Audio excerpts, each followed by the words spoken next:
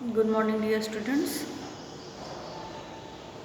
I will start with yesterday we discussed about types of combustion, and today I will start with explosive combustion. Chapter 6.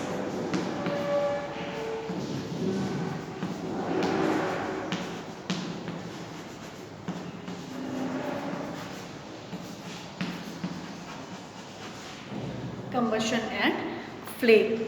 And yesterday we discussed about slow combustion, rapid combustion, spontaneous combustion. And today we will discuss about explosive combustion. What is the explosive combustion? When a mixture of combustible material and air, that is the oxygen, completely burns in very short span of time, and in some closed space explosive combustion takes place. And you know that air is necessary for burning, and that the burning support, that is the oxygen gas.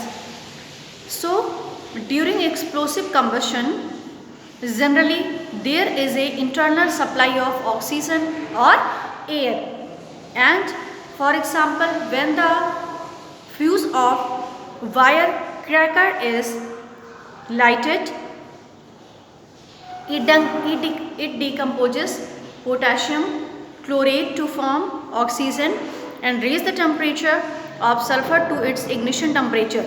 And when mixture of sulfur and carbon in gunpowder, it can suddenly burns and it will produce large amount of gases and produces sound, light and heat energy. Firefighting. Next topic is the firefighting.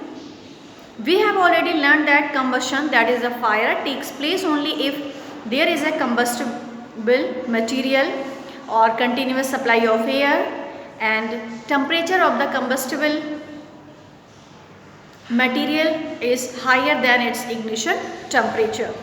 And if any of the above condition is not satisfied, the combustion will not take place, and that is even initially combustion is taking place and it will die out, and it is this principle which is used in firefighting. Let us discuss each of the above conditions in detail. Taking care of combustible material. It is said that prevention is better than cure.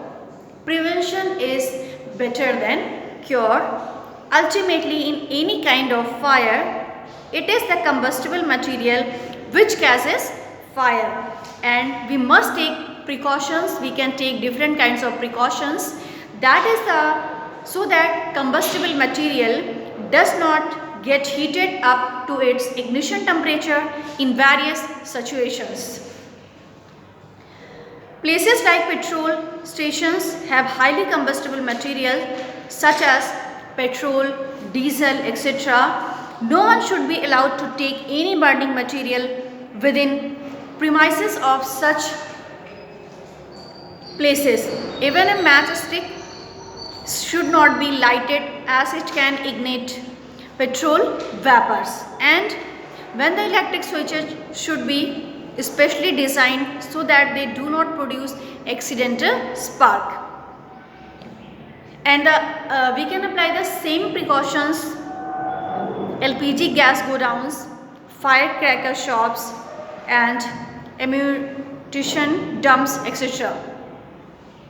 Second, in homes, curtains, carpets, wooden furnitures, etc. are all made up of combustible materials, and cloths of artificial fibers such as terylene, nylon, etc. are highly combustible. They can catch fire easily, and sometimes clothes of women working in kitchens catch fire due to the careless handling of wick stove or gas burner. We must see to it that combustible material do not come in contact with the naked flame. That's why we are telling that cotton cloth is good. To make the point clear, let us imagine that on a windy summer night there is a power failure. Then when you will light the candle and place it near the window sill, the window blows the curtain towards flame and curtain catches fire, thereby setting the whole building on fire, and this could be avoided if we are a little careful and know that a burning candle can set a number of combustible things in home on fire. Taking care of continuous supply of air and ignition temperature. Once a fire is started, then it can be extinguished only either by cutting the supply of air or lowering the temperature, because if temperature will increase then it is not good for this. So when the temperature of combustible material below its ignition point, following examples will illustrate the point. If the clothes of a person catch fire, the person should be immediately wrapped in the thick blanket, because this will cut the supply of air and we can prevent, hence fire will die. Second example, if the materials such as wood or wood based products catch fire, sand should be poured over them. The sand will cut off the supply of air and the fire will die. Alternately, water should be poured over fire, and the water will lower the temperature of the burning materials below its ignition point, and hence the fire will die. And in third experiment, if the fire is caused by oil or gases, it should be extinguished by using carbon dioxide fire extinguisher. The carbon dioxide cuts off the supply of air and fire dies. And in the carbon dioxide extinguisher are not readily available at most of the places. In such situations, the fire brigade should be called immediately, and they have the necessary equipments and expertise to bring any kind of fire under control. And it is important that everyone should know the telephone numbers of fire brigade, so that during emergency they can be contacted without delay. Example 4. If the fire is caused by electric short circuit, do not try to extinguish it by pouring water or carbon dioxide. Otherwise, it is because the electric current will flow through water, thereby giving a severe electric shock which may be proved fatal. And in such a situation, switch off the main switch and call the fire brigade. If you will put water, so it is not good, because it is the electric current will flow through the water, so you will get the electric shock. That's why in this situation you will switch off the main switch, and you otherwise in second case you can cut the supply of the main switch. Electric current supply you can stop. So these are the examples how we can take care of supply of air and from the ignition temperature. Fire extinguisher. What is the fire extinguisher? One of the most common fire extinguisher is discussed below, soda acid fire extinguisher. And this soda acid extinguisher, it consists of a metallic cylinder from the bottom of which rises plunger with a sharp, and on the sharp end of the plunger is placed a shield thin glass tube containing concentrated sulfuric acid, and the test tube is surrounded by a fire wire gauze case. In case of fire, the plunger is hit against the floor, and the sharp tip of the plunger, it can break the test tube.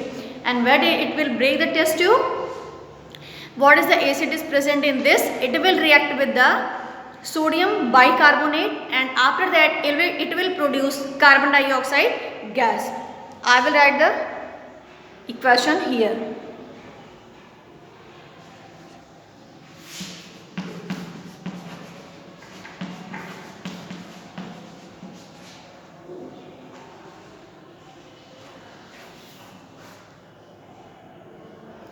NaHCO3 and it will react with sulfuric acid. It will form sodium bicarbonate,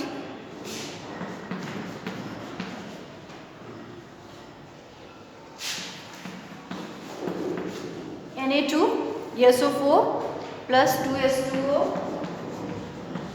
plus 2 CO2 plus 2 CO2.